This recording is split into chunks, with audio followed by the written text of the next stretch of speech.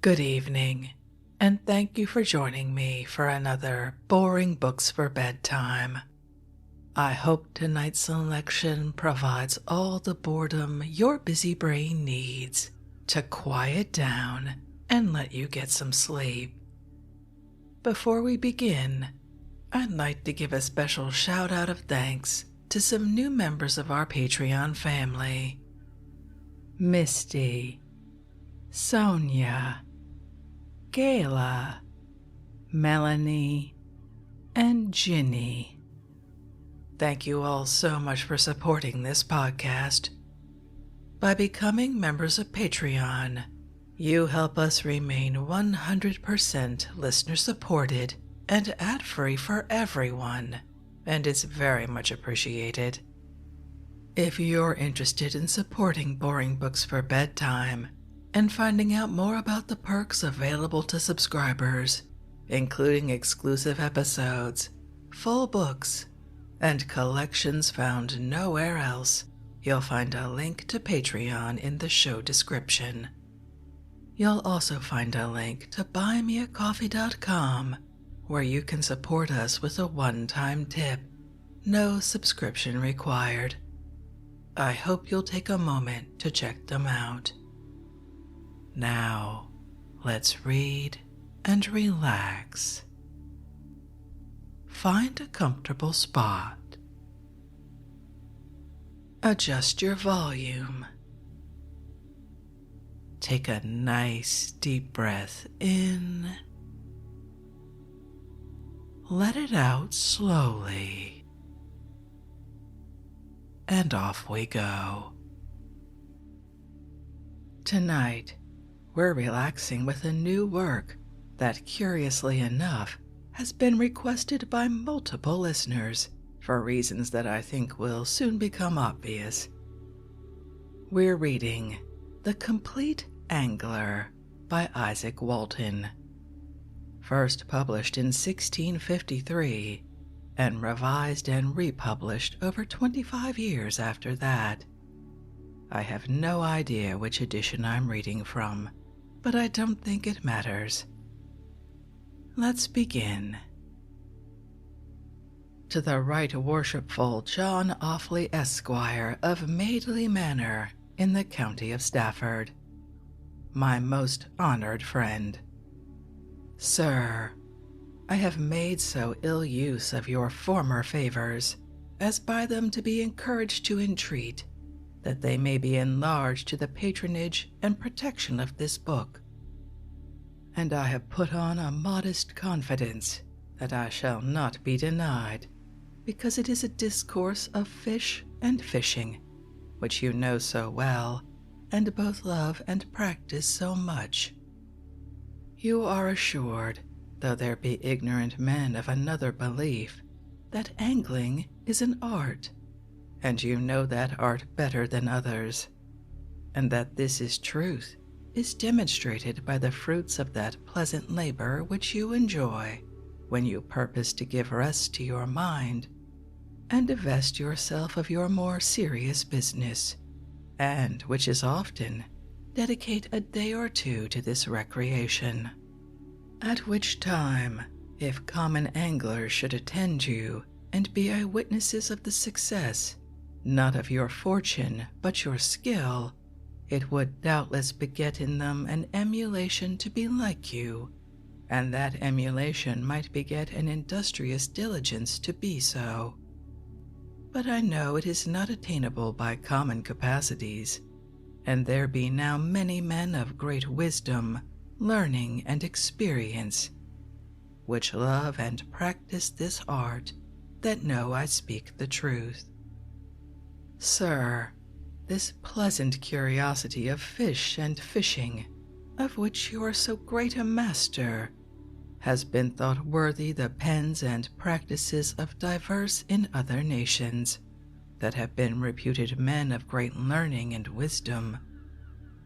And amongst those of this nation, I remember Sir Henry Walton, a dear lover of this art, has told me that his intentions were to write a discourse of the art and in praise of angling, and doubtless he had done so if death had not prevented him, the remembrance of which had often made me sorry, for if he had lived to do it, then the unlearned angler had seen some better treatise of this art, a treatise that might have proved worthy his perusal, which though some have undertaken, I could never yet see in English.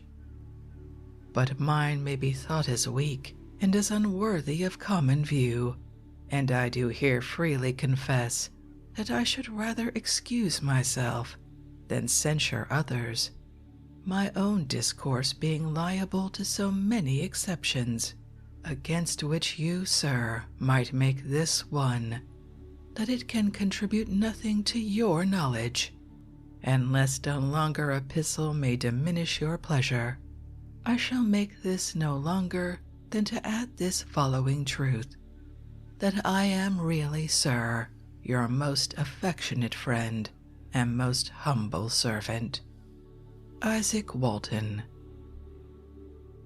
The Epistle to the Reader. To all readers of this discourse, but especially to the honest angler, I think fit to tell thee these following truths: that I did neither undertake, nor write, nor publish, and much less own this discourse to please myself, and having been too easily drawn to do all to please others, as I propose not the gaining of credit by this undertaking, so I would not willingly lose any part of that to which I had a just title before I began it, and do therefore desire and hope, if I deserve not commendations, yet I may obtain pardon. And though this discourse may be liable to some exceptions, yet I cannot doubt but that most readers may receive so much pleasure or profit by it as may make it worthy the time of their perusal, if they be not too grave or too busy men. And this is all the confidence that I can put on concerning the merit of what is here offered to their consideration and censure. And if the last prove too severe, as I have a liberty, so I am resolved to use it and neglect all sour censures. And I wish the reader also to take notice that in writing of it I have made myself a recreation of a recreation, and that it might prove so to him, and not read dull and tediously. I have in several places mixed, not any scurrility, but some innocent harmless mirth, of which, if thou be a severe sour-complexioned man, then I here disallow thee to be a competent judge. For divines say, there are offenses given, and offenses not given, but taken.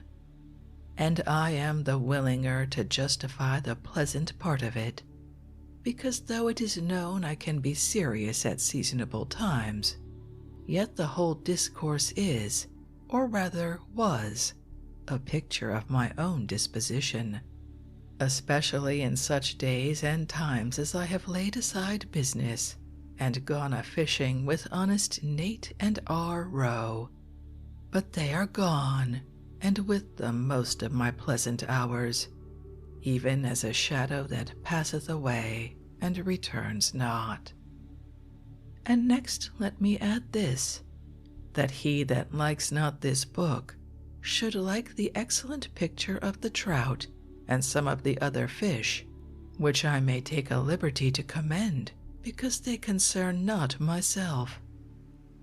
Next, let me tell the reader that in that which is the more useful part of this discourse, that is to say, the observations of the nature and breeding and seasons and catching of fish, I am not so simple as not to know that a captious reader may find exceptions against something said of some of these, and therefore I must entreat him to consider that experience teaches us to know that several countries alter the time, and I think almost the manner of fishes' breeding, but doubtless of their being in season, as may appear by 3 rivers in Monmouthshire, namely Severn, Wye, and Usk, where Camden observes that in the river Wye, salmon are in season from September to April, and we are certain that in Thames and Trent, and in most other rivers, they may be in season the 6 hotter months. Now for the art of catching fish, that is to say, how to make a man that was none to be an angler by a book. He that undertakes it shall undertake a harder task than Mr. Hales, a most valiant and excellent fencer, who in a printed book called A Private School of Defense undertook to teach that art or science, and was laughed at for his labor. Not but that many useful things might be learned by that book, but he was laughed at because that art was not to be taught by words, but practice, and so must angling. And note also that in this discourse I do not undertake to say all that is known, or may be said of it, but I undertake to acquaint the reader with many things that are not usually known to every angler, and I shall leave gleanings and observations enough to be made out of the experience of all that love and practice this recreation, to which I shall encourage them, for angling may be said to be so like the mathematics that it can never be fully learnt, at least not so fully but that there will still be more new experiments left for the trial of other men that succeed us. But I think all that love this game may here learn something that may be worth their money, if they be not poor and needy men. And in case they be, I then wish them to forbear to buy it, for I write not to get money, but for pleasure, and this discourse boasts of no more, for I hate to promise much and deceive the reader. And however it proves to him, yet I am sure I have found a high content in the search and conference of what is here offered to the reader's view and censure. I wish him as much in the perusal of it, and so I might here take my leave, but will stay a little and tell him that whereas it is said by many that in fly fishing for a trout the angler must observe his 12 several flies for the 12 months of the year, I say he that follows that rule shall be as sure to catch fish and be as wise as he that makes hay by the fair days in an almanac, and no surer. For those very flies that used to appear about and on the water in 1 month of the year may the following year come almost a month sooner or later, as the same year proves colder or hotter. And yet in the following discourse I have set down the 12 flies that are in reputation with many anglers, and they may serve to give him some observations concerning them, and he may note that there are in Wales and other countries peculiar flies proper to the particular place or country, and doubtless, unless a man makes a fly to counterfeit that very fly in that place, he is like to lose his labor or much of it. But for the generality, 3 or 4 flies neat and rightly made, and not too big, serve for a trout in most rivers all the summer, and for winter fly fishing it is as useful as an almanac out of date. And of these, because as no man is born an artist, so no man is born an angler, I thought fit to give thee this notice. When I have told the reader that in this impression there are many enlargements, gathered both by my own observation and the communication with friends, I shall stay him no longer than to wish him a rainy evening to read this following discourse, and that if he be an honest angler, the east wind may never blow when he goes a-fishing. Isaak Walton. The Compleat Angler, Chapter 1. The First Day. A conference between an angler, a falconer, and a hunter, each recommending his recreation. The speakers: Piscator, the angler; Venator, the hunter; and Auceps, the falconer. Piscator. You are well overtaken, gentlemen. A good morning to you both. I have stretched my legs up Tottenham Hill to overtake you, hoping your business may occasion you towards whither I am going this fine, fresh May morning. Venator. Sir, I, for my part, shall almost answer your hopes. For my purpose is to drink my morning's draught at the thatched house in Hoddesdon, and I think not to rest till I come thither, where I have appointed a friend or two to meet me.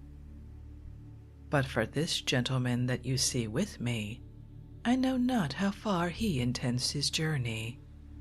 He came so lately into my company that I have scarce had time to ask him the question. Auceps. Sir, I shall by your favor bear you company as far as Theobald's, and there leave you, for then I turn up to a friend's house, who mews a hawk for me, which I now long to see. Venator. Sir, we are all so happy as to have a fine, fresh, cool morning, and I hope we shall each be the happier in the other's company. And gentlemen, that I may not lose yours, I shall either abate or amend my pace to enjoy it, knowing that, as the Italians say, good company in a journey makes the way to seem the shorter. Auceps. It may do so, sir, with the help of good discourse, which methinks we may promise from you, that both look and speak so cheerfully. And for my part, I promise you as an invitation to it, that I will be as free and open-hearted as discretion will allow me to be with strangers. Venator. And sir, I promise the like. Piscator. I am right glad to hear your answers, and in confidence you speak the truth.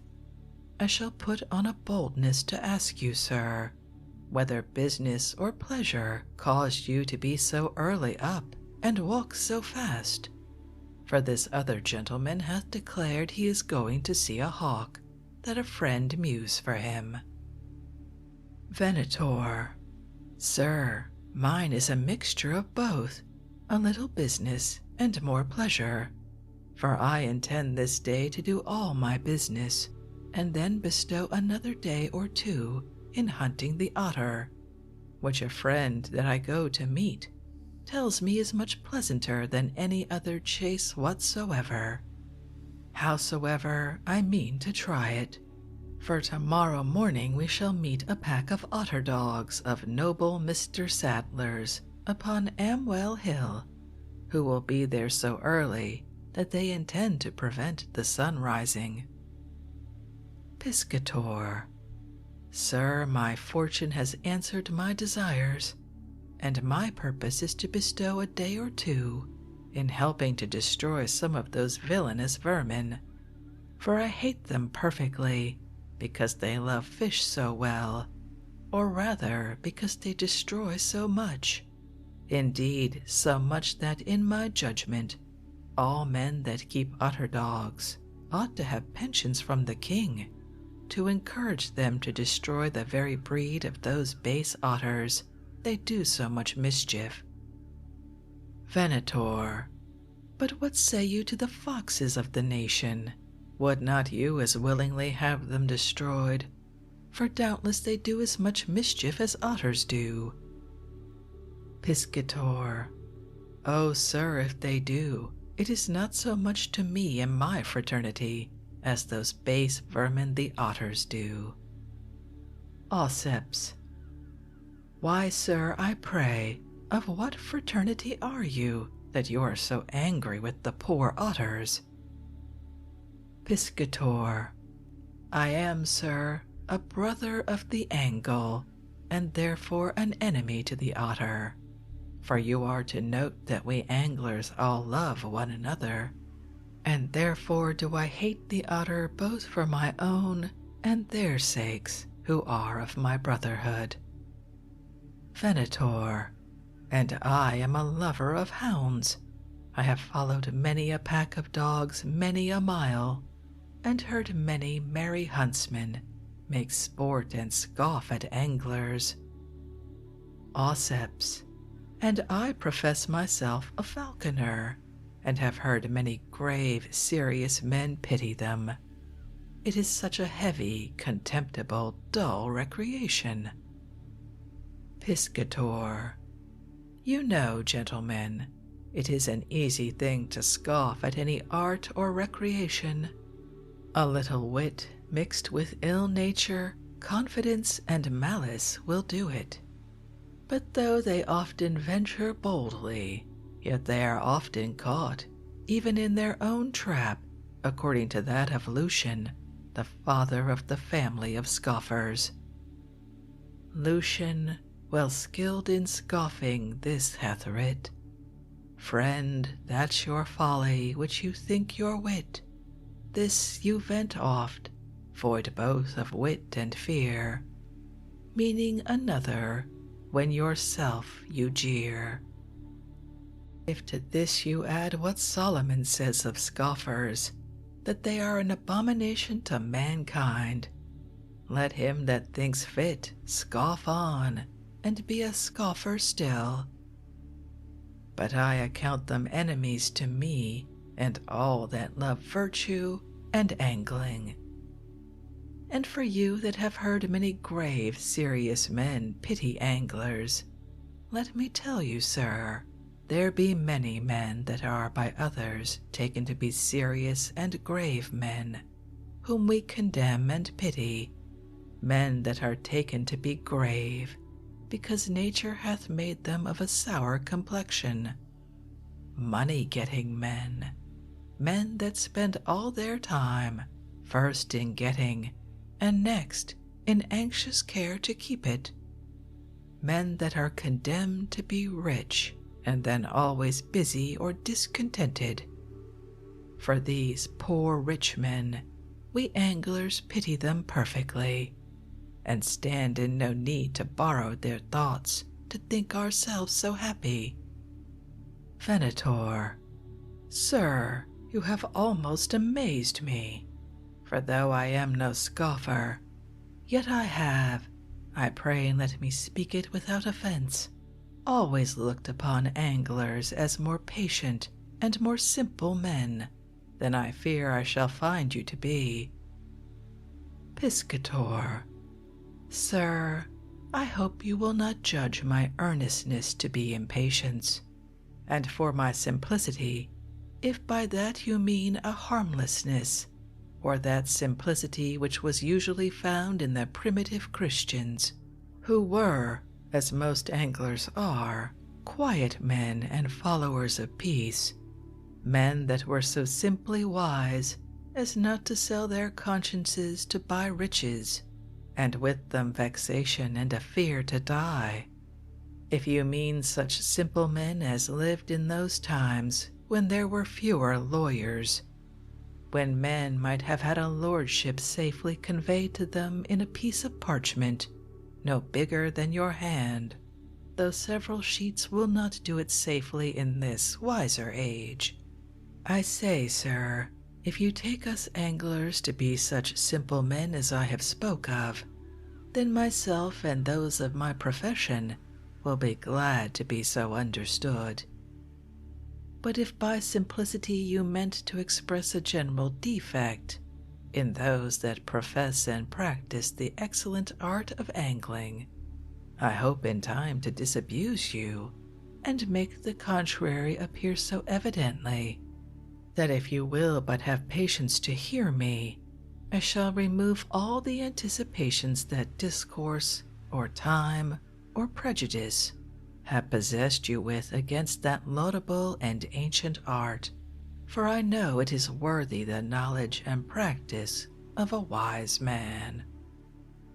But, gentlemen, though I be able to do this, I am not so unmannerly as to engross all the discourse to myself, and therefore, you two having declared yourselves, the one to be a lover of hawks, the other of hounds, I shall be most glad to hear what you can say in the commendation of that recreation which each of you love and practice. And having heard what you can say, I shall be glad to exercise your attention with what I can say concerning my own recreation and art of angling. And by this means we shall make the way to seem the shorter. And if you like my motion, I would have Mr. Falconer to begin. Auceps, your motion is consented to with all my heart, and to testify it, I will begin as you have desired me. And first, for the element that I use to trade in, which is the air, an element of more worth than weight, an element that doubtless exceeds both the earth and water, for though I sometimes deal in both, yet the air is most properly mine. I and my hawks use that most, and it yields us most recreation. It stops not the high soaring of my noble, generous falcon. In it she ascends to such a height as the dull eyes of beasts and fish are not able to reach to. Their bodies are too gross for such high elevations. In the air my troops of hawks soar up on high, and when they are lost in the sight of men, then they attend upon and converse with the gods. Therefore I think my eagle is so justly styled Jove's servant in ordinary, and that very falcon that I am now going to see deserves no meaner a title, for she usually in her flight endangers herself, like the son of Daedalus, to have her wings scorched by the sun's heat. She flies so near it. But her mettle makes her careless of danger, for she then heeds nothing, but makes her nimble pinions cut the fluid air, and so makes her highway over the steepest mountains and deepest rivers, and in her glorious career looks with contempt upon those high steeples and magnificent palaces which we adore and wonder at, from which height I can make her to descend by a word from my mouth, which she both knows and obeys, to accept of meat from my hand, to own me for her master, to go home with me, and be willing the next day to afford me the like recreation.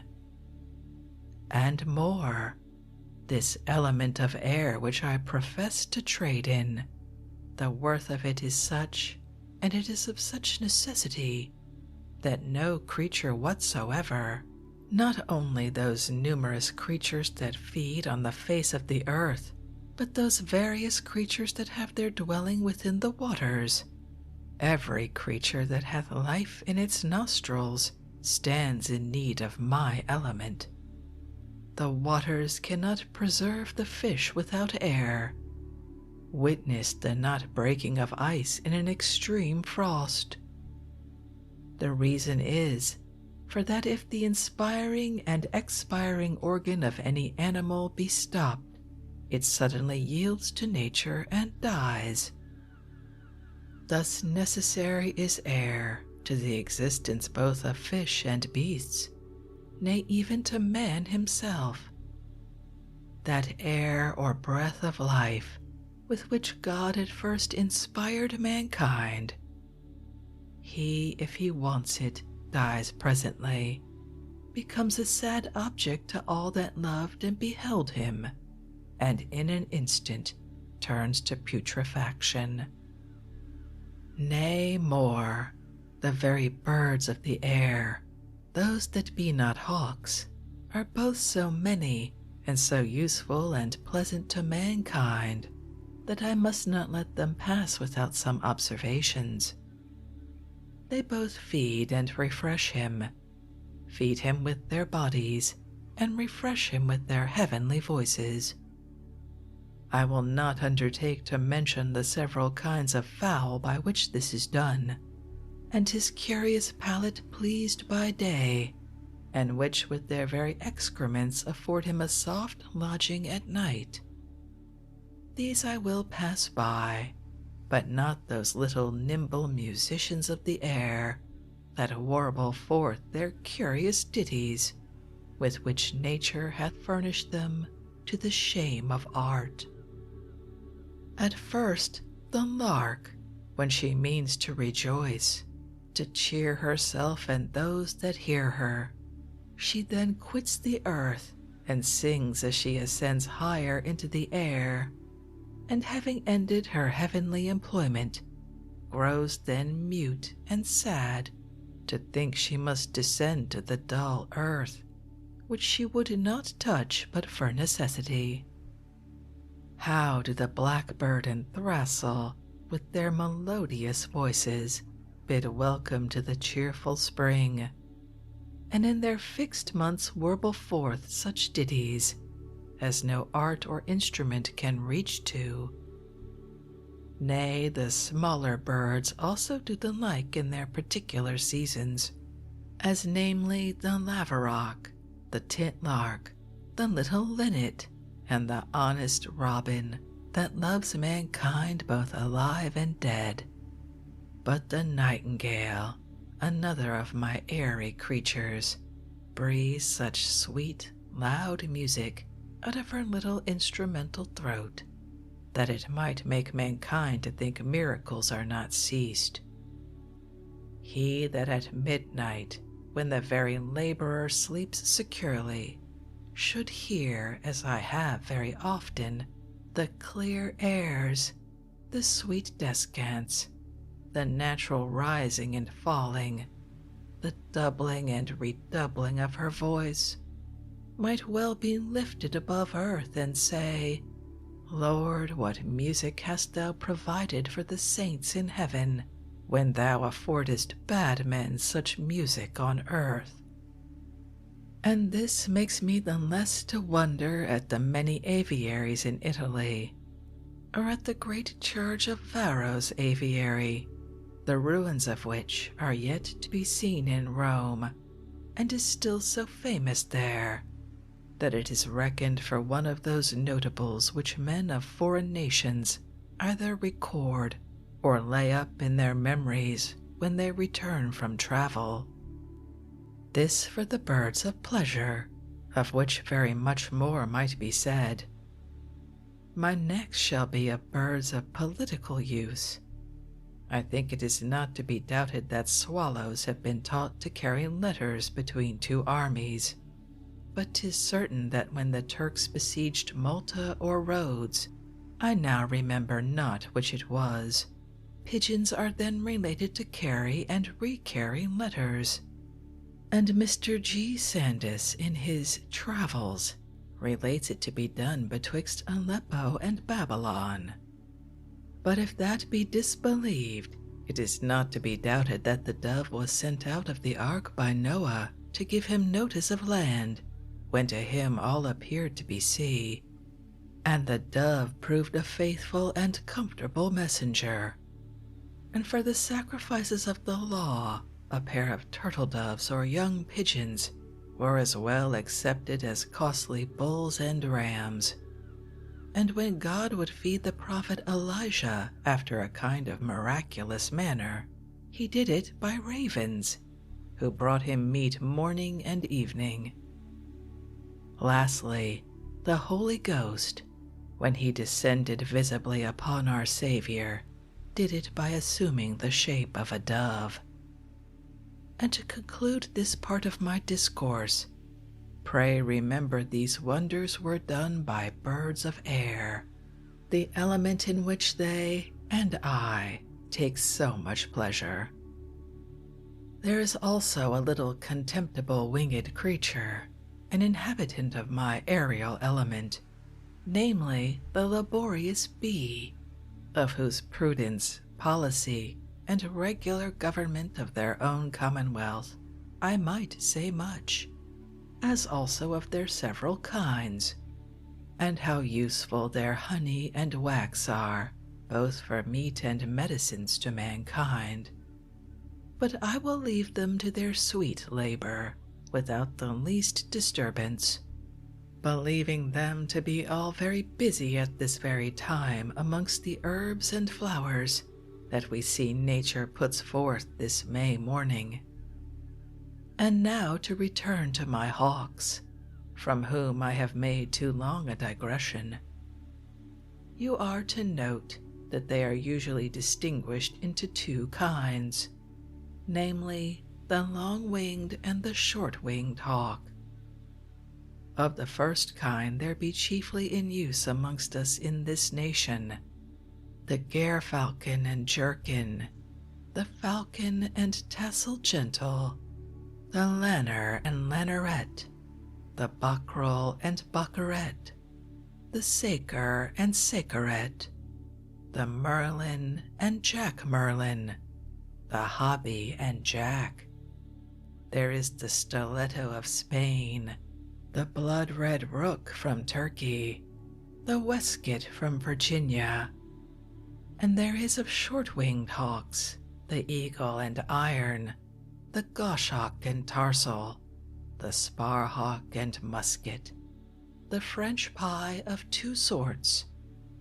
These are reckoned hawks of note and worth, but we have also of an inferior rank, the staniel, the ringtail, the raven, the buzzard, the forked kite, the bald buzzard, the hen driver, and others that I forbear to name. Gentlemen, if I should enlarge my discourse to the observation of the ears, the brancher, the ramish hawk, the haggard, and the two sorts of lentners, and then treat of their several eyries, their mewings, rare order of casting, and the renovation of their feathers, their reclaiming, dieting, and then come to their rare stories of practice, I say if I should enter into these and many other observations that I could make, it would be much, very much pleasure to me.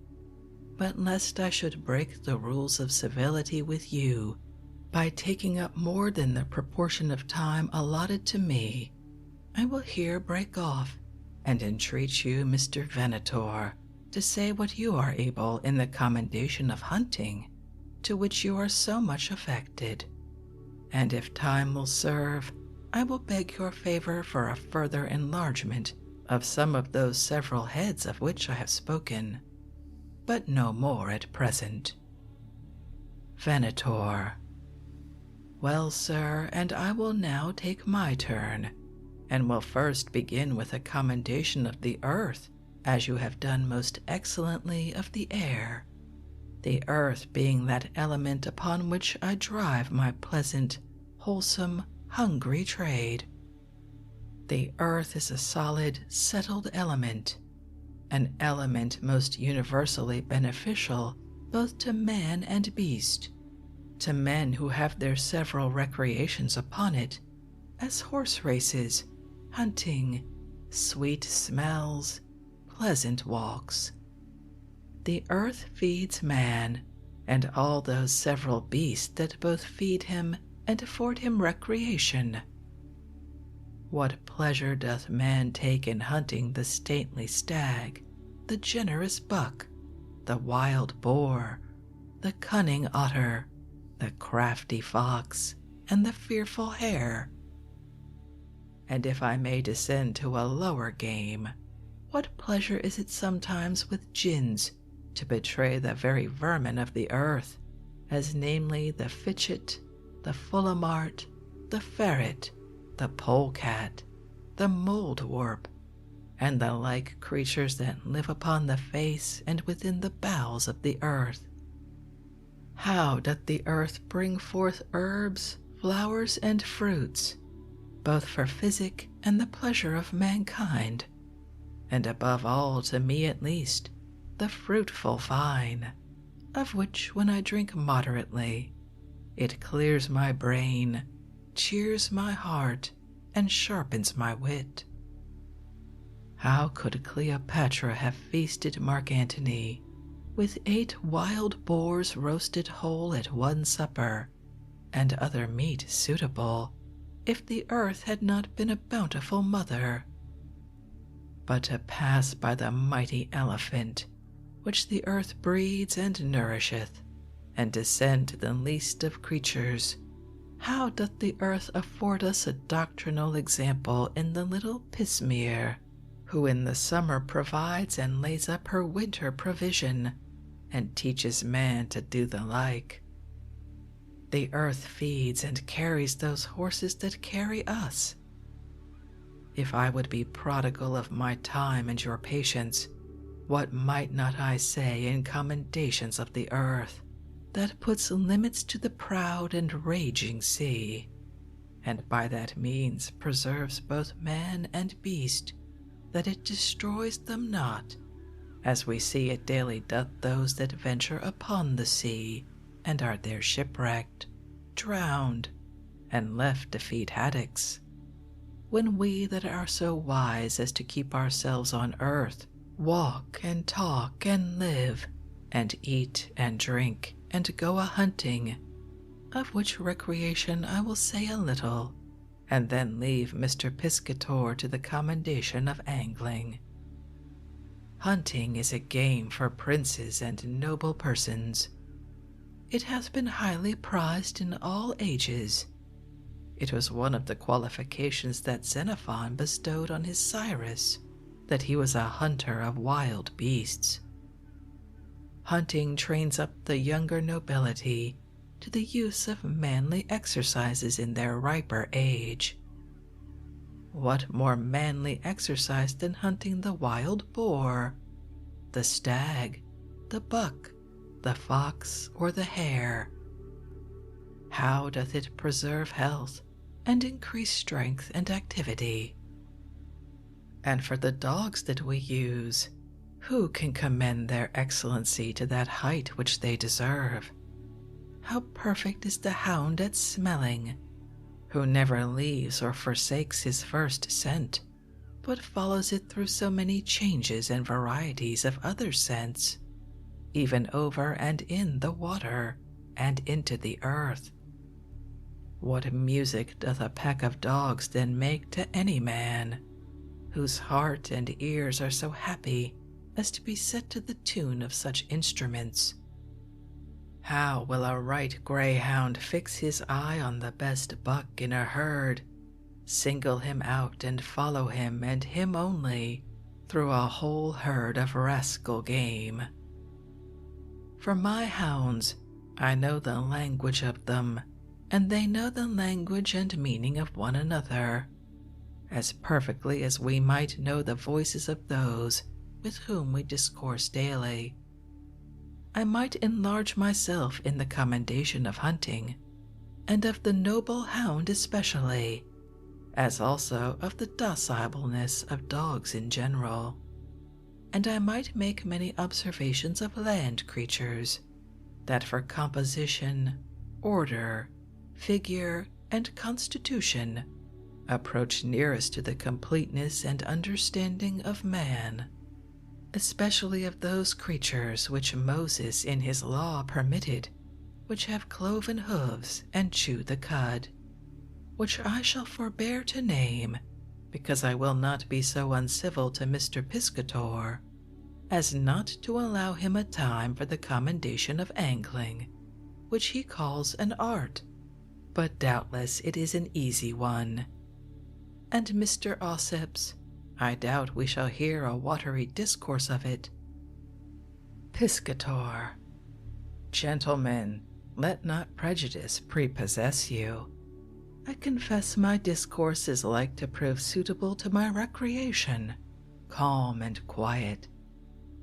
We seldom take the name of God into our mouths, but it is either to praise him or pray to him. If others use it vainly in the midst of their recreations, so vainly as if they meant to conjure, I must tell you, it is neither our fault nor our custom. We protest against it. But pray remember, I accuse nobody, for as I would not make a watery discourse, so I would not put too much vinegar into it, nor would I raise the reputation of my own art by the diminution or ruin of another's. And so much for the prologue to what I mean to say. And now for the water, the element that I trade in. The water is the eldest daughter of the creation, the element upon which the Spirit of God did first move, the element which God commanded to bring forth living creatures abundantly, and without which those that inhabit the land, even all creatures that have breath in their nostrils, must suddenly return to putrefaction. Moses, the great lawgiver and chief philosopher, skilled in all the learning of the Egyptians, who was called the friend of God, and knew the mind of the Almighty, names this element the first in the creation. This is the element upon which the Spirit of God did first move, and is the chief ingredient in the creation. Many philosophers have made it to comprehend all the other elements, and most allow it the chiefest in the mixtion of all living creatures. There be those that profess to believe that all bodies are made of water, and may be reduced back again to water only. They endeavor to demonstrate it thus. Take a willow, or any like speedy growing plant, newly rooted in a box or barrel full of earth. Weigh them all together exactly when the tree begins to grow, and then weigh all together after the tree is increased from its first rooting to weigh 100-pound weight more than when it was first rooted and weighed, and you shall find this augment of the tree to be without the diminution of 1 drachm weight of the earth. Hence they infer this increase of wood to be from water or rain, or from dew, and not to be from any other element. And they affirm they can reduce this wood back again to water. And they affirm also the same may be done in any animal or vegetable. And this I take to be a fair testimony of the excellency of my element of water. The water is more productive than the earth. Nay, the earth hath no fruitfulness without showers or dews, for all the herbs and flowers and fruit are produced and thrive by the water, and the very minerals are fed by streams that run underground, whose natural course carries them to the tops of many high mountains, as we see by several springs breaking forth on the tops of the highest hills. And this is also witnessed by the daily trial and testimony of several miners.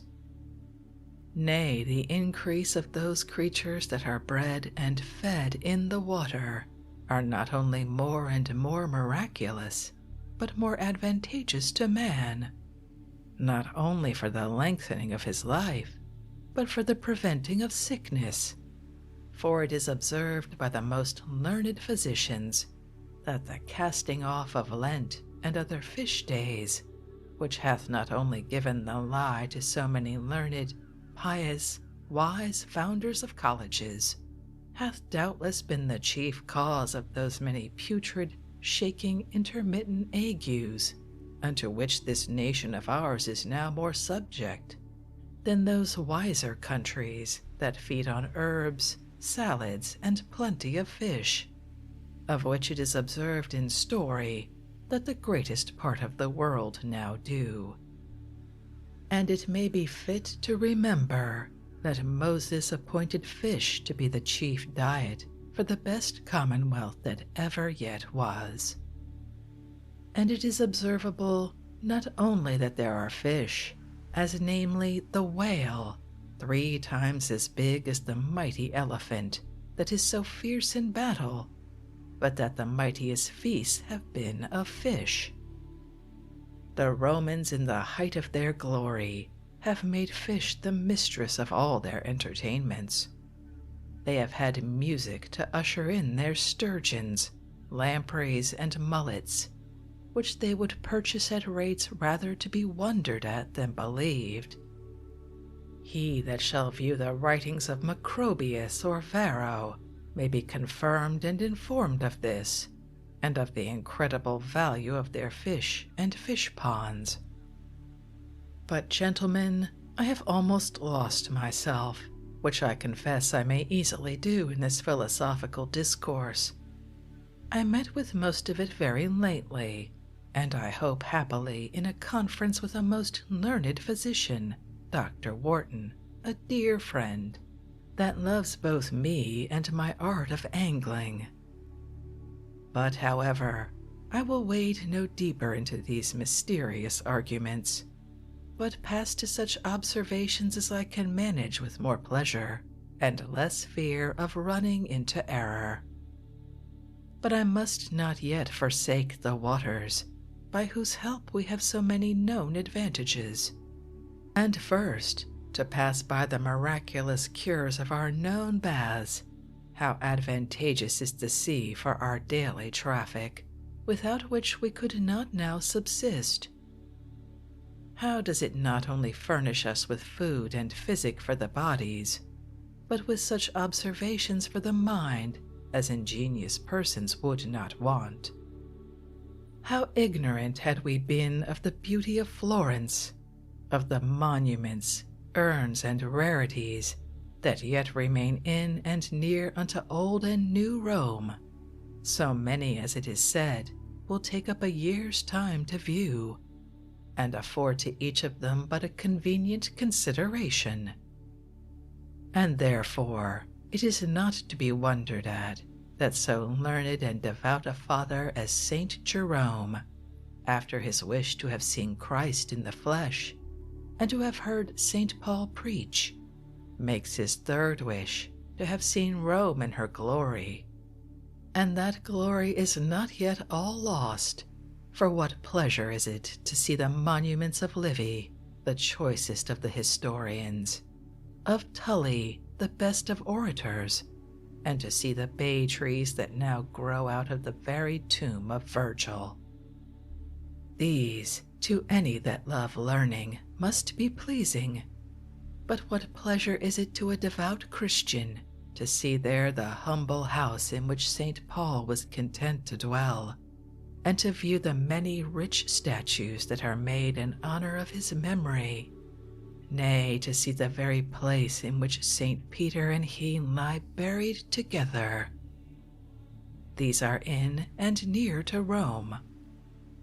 And how much more doth it please the pious curiosity of a Christian to see that place on which the blessed Saviour of the world was pleased to humble himself and to take our nature upon him, and to converse with men, to see Mount Sion, Jerusalem, and the very sepulchre of our Lord Jesus. How may it beget and heighten the zeal of a Christian to see the devotions that are daily paid to him at that place. Gentlemen, lest I forget myself, I will stop here and remember you that but for my element of water, the inhabitants of this poor island must remain ignorant that such things ever were, or that any of them have yet a being. Gentlemen, I might both enlarge and lose myself in such like arguments. I might tell you that Almighty God is said to have spoken to a fish, but never to a beast, that he hath made a whale a ship, to carry and set his prophet Jonah safe on the appointed shore. Of these I might speak, but I must in manners break off, for I see Theobald's house. I cry you mercy for being so long, and thank you for your patience. Auceps, sir, my pardon is easily granted you. I accept against nothing that you have said. Nevertheless, I must part with you at this park wall, for which I am very sorry. But I assure you, Mr. Piscator, I now part with you full of good thoughts, not only for yourself, but your recreation. And so, gentlemen, God keep you both.